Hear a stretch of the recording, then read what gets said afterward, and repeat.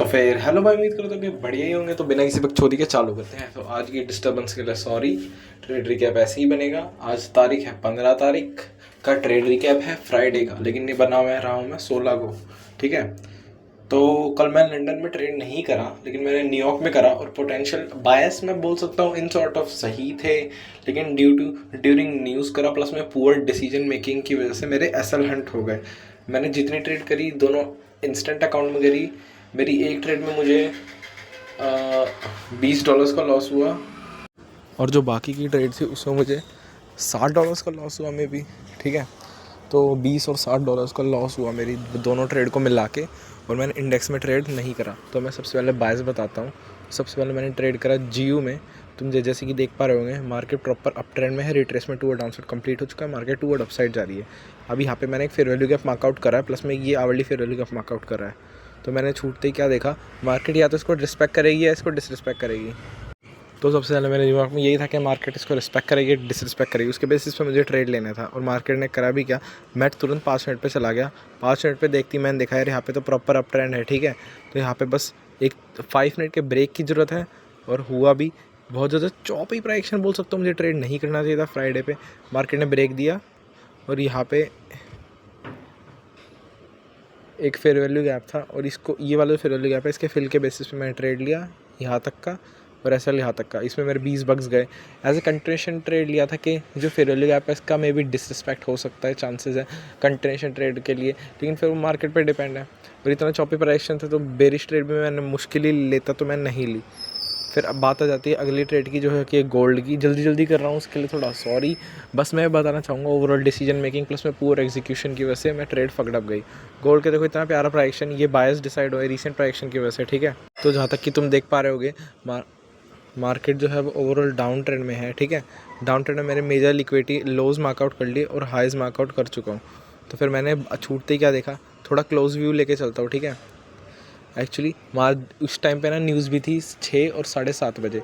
तो जो 6 बजे की न्यूज़ थी ना, मैं सोच रहा था direct as a continuation trade मिल जाए प्यारा सा, जो कि करंट बेरिश ऑर्डर फ्लो है उसके बेसिस पे। लेकिन ये तुम खुद बताओ, ये कोई प्राइक्शन है? ठीक है। तो हुआ क्या, जो न्यूज़ थी ना उसने ये वाला जो लो है ना, ये आवरली का पहले स्विफ्ट कर लिया था, और मैं इसके कंफर्मेशन में नहीं था। कुल मिला के इसने ब्रेक को स्ट्रक्चर दिया विदाउट थर्ड कॉन्फ्लेंस, लिक्विडिटी भी क्लेम कर ली, break of structure toward upside, liquidity दोबारा क्लेम कर ली अपसाइड की तरफ में। ठीक है।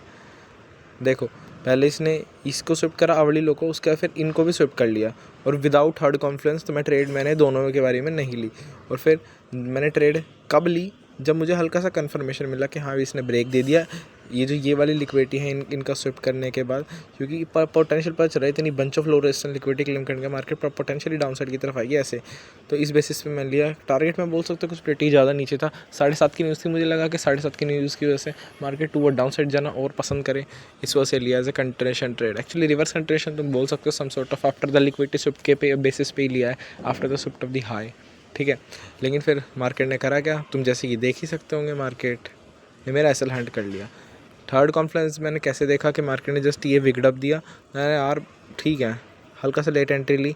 फर्स्ट में भी थोड़ा लेट एंट्री ली, इस वजह से मैं TP1 वगैरह कुछ नहीं कर रहा था, बस मुझे अपना फॉर द डे का लॉस रिकवर करना था, जो कि मैं कह सकता हूँ some sort of over trade over revenge की उसमें नहीं आता, क्योंकि मुझे पोटेंशियल सेटअप के बाद ही मैं ट्रेड करा। लेकिन थर्ड कॉन्फ्लेंस प्लस में एग्जीक्यूशन मेरा पुअर था, प्लस में डिसीजन मेकिंग मेरी बहुत ज़्यादा ही पुअर थी।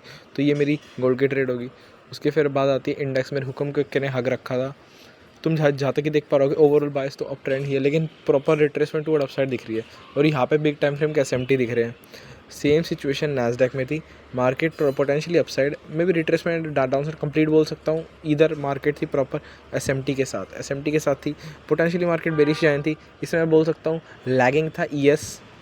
तो मे भी मुझे इसमें ट्रेड ले लेना चाहिए था, पर मैंने ट्रेड नहीं लिया, क्योंकि मेरा ऑलरेडी 2 में लॉस हो चुका था। इंस्टेंट अकाउंट $100 के लॉस में है, मेरे GFTL अकाउंट के $50 का ड्रॉडाउन ही बचा है ओवरऑल स्टिल। लेकिन 1 स्टेप अकाउंट है, बढ़िया चल रहा है, वो तो प्रॉफिट में है ही। बहुत दिन से ट्रेड नहीं करा, ट्राई करूँगा दोनों, सबसे पहले इंस्टेंट अकाउंट रिकवर करने की, फिर GFTL अकाउंट में रिकवर करने की। ठीक है।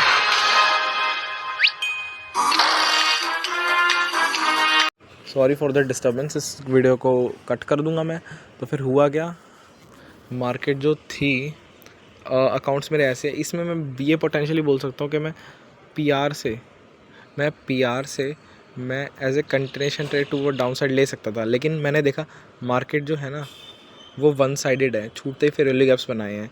ये बोल सकता हूँ कि आफ्टर देखो इतनी बंच ऑफ लिक्विडिटी शिफ्ट होने के बाद, ये वाली लिक्विडिटी शिफ्ट होने के बाद इसमें प्लस में इसमें ये वाली लिक्विडिटी शिफ्ट होने के बाद मैं पीआर से ऐसे रिट्रेसमेंट टूवर्ड अपसाइड ट्रेड ले सकता था मे बी ऐसे, लेकिन वो ये सेटअप ना कंफर्म नहीं था कहीं पे। ऊपर से ये यहाँ पे कहीं आया, यहाँ पे आराम से 9 बज गए होंगे, पीएम सेशन चालू हो गया होगा, इस वजह से मैं इतना कॉन्फिडेंट नहीं था कि यार रिट्रेसमेंट टूवर्ड अपसाइड पे ट्रेड ले लूँ, क्योंकि मुझे पता था ये मूव तो आएगा, लेकिन वो मूव कैप्चर करना बहुत ज़्यादा मुश्किल था।